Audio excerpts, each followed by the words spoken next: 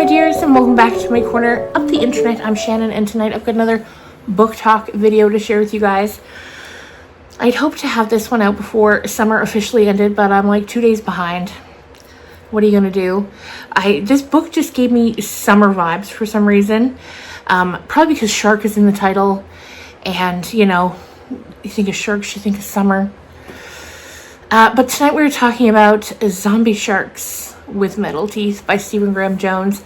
This is one of his older books. This one came out, I think, in like 2012 or 2013.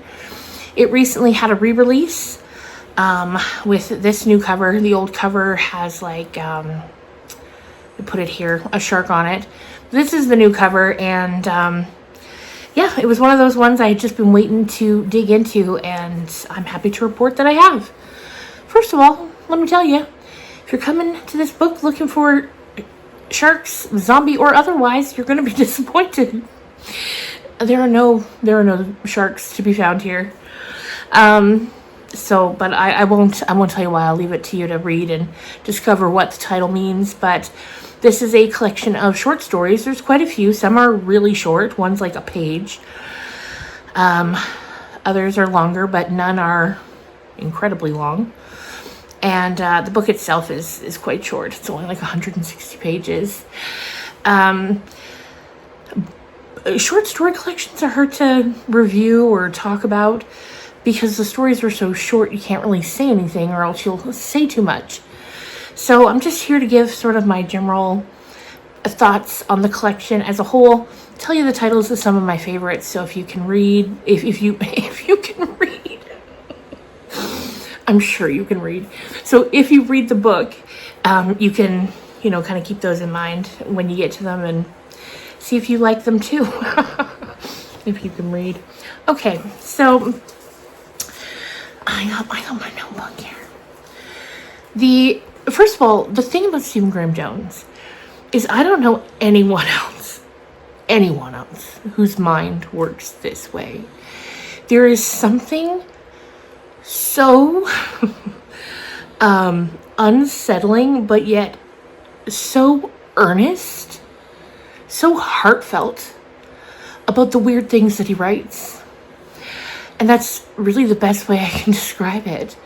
It's like this collection, I wouldn't call it horror. It's more, a bit absurd, very weird. They're the kinds of stories that remind you of dreams. You know those dreams where you wake up and you're like, what? What's going on up here that caused this dream? A lot of these have that sort of dreamlike quality. And my favorite ones, first of all, we have the Half-Life of Parents. This is about a small family, a man, his wife, and their kid, and her parents. That's all I can tell you. It's a short one, but you get to the end and you're like, huh? A lot of these, you get to the end and you're like, huh. Anyway, I loved it. Next is Old Meat. Again, a super short story in the form of a letter to an advice columnist. It's an older man. He's like in his late 60s, and he's got a question about his wife. Something she's doing, and he's wondering, should he tell her? He's like, look, I've already decided I'm not going to tell the cops, but should I tell her? And then he tells us what's going on. And it's very strangely sweet. It's a very sweet, in a weird way, story. Next, I was a teenage slasher victim, which, if you've been around my channel for a while, or if you were a fan of Stephen Graham Jones yourself, you'll know he, a couple of years ago, put out a book called I Was a Teenage Slasher. So, I was curious to see if this kind of maybe was the beginning rumblings of that. No. But, I'll get to it, I'll move on in a bit, but so no, it's not. But I loved it. There's a bit at the back where he goes through each story and kind of tells where the thought process comes from, but in a very like Stephen Graham Jones way that doesn't really clarify the thought process. And he said he wrote this because he was trying to work out in his mind, and he does this as well in I Was a Teenage Slasher, how they do it. So do you see how flustered he makes me because of how? So the short story and the novel are similar in that it's working out the ways in which these killers can do the things they do in that superhuman kind of way. So it's similar in that way. But no, it's not a piece from, this didn't grow into I Was a Teenage Slasher. But in the ending part where he talks about why he wrote it and how he wondered how, Jason Voorhees and Michael Myers and all them do it, he says that so in 2013, he's saying he's got in his pocket another story, I Was a Teenage, and then a blank, that he's been working on for a while. So I'm thinking that is what became I Was a Teenage Slasher. That was a mouthful. Okay, next up after that was Catch and Release, which is, it's all dialogue, which is very interesting. And it's a man and I think his wife or his girlfriend. And he's talking about the possible death of his father and telling her a story from when he was a kid, when him and his dad would go fishing. And it's kind of about aliens. And it's just, I loved it. I loved it. And then finally, another favorite was Rocket Man. And this is a story, it's kind of got Stephen King vibes. Like, it's that sort of coming of age story that Stephen King is so good at. But there's zombies there. And so the question, or the, proposed story here is, what if they weren't super dangerous? Like they are, but what if you're living day to day with them? Like they're in your life. Like these kids are playing ball and they need another body. So they go find this other kid who used to go to school with them, who's now a zombie, to kind of be a stand-in. They put a catcher's mitt on him and kind of just put him out there. I thought that was very interesting. So yeah, it's going to be, short story collections are hard to rate. Some were 5 stars for me. Easy 5 stars.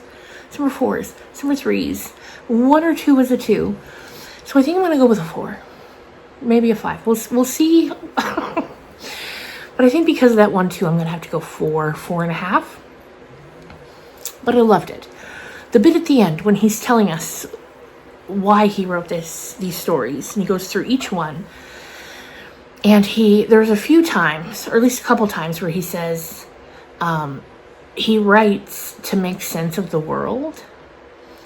Like when when he needs to process something. And I'm sure a lot of writers do that. Writing as a way to make sense of what's going on. But the way this guy does it, no one else is doing it. Like Stephen Graham Jones. That's all I'm going to say. And it's so true. And there's one part in the end.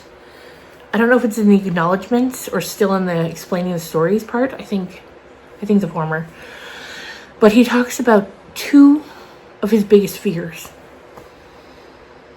And one of them has now become my biggest fear. When I read that, my blood ran cold. And what he says is, he has a fear of driving around in his car and looking down and there's no ignition. There's no key in the ignition. Meaning none of it's real. My blood ran cold reading that. And as someone who drives a lot, I'm now afraid of that. Anyway, thank you so much for watching. As always, I appreciate you more than you know. Can't wait to read more Stephen Graham Jones. We still got a ton of backlist to tackle. I'm sure any day now there's going to be news of a new release because he's incredibly prolific, constantly putting out new books. I'm hoping for a re-release of The Last Final Girl, because that's one, no matter how hard I try, I cannot get my hands on a copy of. So I'm hoping for a re-release. If you or anyone you know has a copy they don't want, let me know. Let me buy it off you. And yeah, I'll see you guys again really soon. My birthday's this weekend on Saturday, the 27th. I will be 44. So I don't know if I will see you before then. Probably. It's only Monday. I'm sure you'll see me before then. Anyway, bye guys. Oh, if you made it this far, leave a shark emoji.